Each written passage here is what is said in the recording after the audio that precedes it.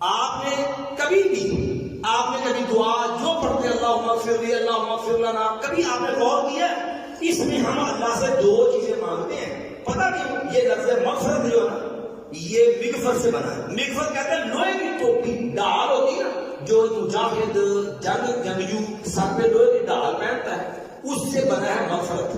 مغفر کہتے ہیں لوہے کی کھود کو جو دو کام کرتی ہے، ایک تو آپ کے سر کو چھپا لیتی ہے، ڈھانپ لیتی ہے، دوسری آپ کو دشمن کے وار سے بچاتی ہے.